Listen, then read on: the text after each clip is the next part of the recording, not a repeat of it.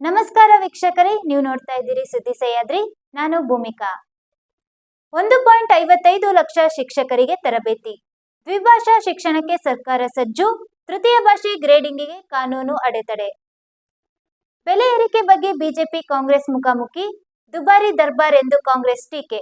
ವಾಣಿಜ್ಯ ಸಿಲಿಂಡರ್ 2000 ದಾಟಿದೆ. ಚಿನ್ನದ ಬೆಲೆ ಏರಿಕೆಗೆ ದಿಢೀರ್ ಬ್ರೇಕ್. 1530 ರೂಪಾಯಿ ಕುಸಿತ.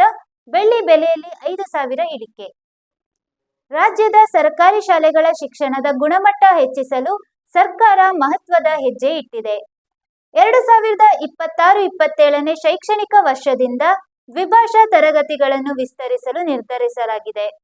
ಇದರ ಭಾಗವಾಗಿ 1ರಿಂದ 5ನೇ ತರಗತಿವರೆಗಿನ ವಿದ್ಯಾರ್ಥಿಗಳಿಗೆ ಸ್ಥಳೀಯ ಭಾಷೆಯ ಜೊತೆಗೆ ಇಂಗ್ಲಿಷ್ ಕಲಿಕೆಗೆ ಒತ್ತು ನೀಡಲಾಗುತ್ತದೆ. ಸುಮಾರು 1.55 ಲಕ್ಷ ಪ್ರಾಥಮಿಕ ಶಾಲಾ ಶಿಕ್ಷಕರಿಗೆ ಇಂಗ್ಲಿಷ್ ಬೋಧನೆ ಕುರಿತು ತರಗತಿ ನೀಡಲು ಡಿಎಸ್ಇಆರ್ಟಿ ಸಿದ್ಧವಾಗಿದೆ. ಇದಲ್ಲದೆ ಎಸ್ಎಸ್ಎಲ್ಸಿ ಪರೀಕ್ಷೆಯಲ್ಲಿ ತೃತೀಯ ಭಾಷೆಗೆ ಅಂಕಗಳ ಬದಲು ಗ್ರೇಡ್ ನೀಡುವ ಪ್ರಸ್ತಾವನೆ ಕಾನೂನು ಸಂಕಷ್ಟಕ್ಕೆ ಸಿಲುಕಿದೆ. ದೇಶದಲ್ಲಿ ಬೆಲೆ ಏರಿಕೆ ವಿಚಾರವಾಗಿ ರಾಜಕೀಯ ಸಮರ ತೀವ್ರಗೊಂಡಿದೆ. ಬಿಜೆಪಿ ಮತ್ತು ಕಾಂಗ್ರೆಸ್ ನಡುವೆ ವಾಗ್ವಾದ ಜೋರಾಗಿದ್ದು, ಕಾಂಗ್ರೆಸ್ ಕೇಂದ್ರ ಸರ್ಕಾರದ ವಿರುದ್ಧ ಕಿಡಿಕಾರಿದೆ. ಅಮೆರಿಕ ಇರಾನ್ ಸಂಘರ್ಷದ ನಡುವೆಯೇ ಬೆಲೆ ಏರಿಕೆ ಹೆಚ್ಚಾಗಿದೆ ಎಂದು ಆರೋಪಿಸಿದ ಕಾಂಗ್ರೆಸ್, ದೇಶದಲ್ಲಿ ಈಗ ದುಬಾರಿ ದರ್ಬಾರು ನಡೆಯುತ್ತಿದೆ ಎಂದು ಟೀಕಿಸಿದೆ.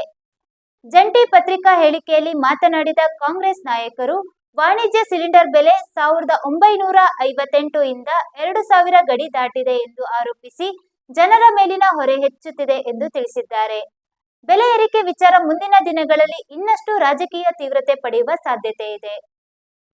ಜಾಗತಿಕ ಅನಿಶ್ಚಿತತೆ ಮತ್ತು ಯುದ್ಧ ಪರಿಸ್ಥಿತಿಗಳ ನಡುವೆ ಚಿನ್ನ ಹಾಗೂ ಬೆಳ್ಳಿ ಬೆಲೆಯಲ್ಲಿ ಭಾರೀ ಏರಿಳಿತ ಮುಂದುವರೆದಿದೆ.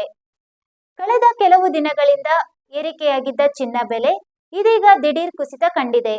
ಗುಡ್ ರಿಟರ್ನ್ಸ್ ವರದಿ ಪ್ರಕಾರ ಏಪ್ರಿಲ್ 2ರಂದು 24 ಕ್ಯಾರೆಟ್ 10 ಗ್ರಾಂ ಚಿನ್ನದ ಬೆಲೆ 1530 ರೂಪಾಯಿ ಇಳಿದು 1,51,420 ರೂಪಾಯಿಗೆ ತಲುಪಿದೆ.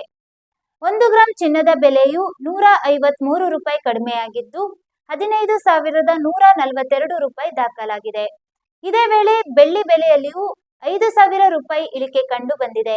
ಜಾಗತಿಕ ಮಾರುಕಟ್ಟೆ ಪ್ರಭಾವದಿಂದ ಮುಂದಿನ ದಿನಗಳಲ್ಲಿಯೂ ಏರಿಳಿತ ಮುಂದುವರಿಯುವ ಸಾಧ್ಯತೆ ಇದೆ.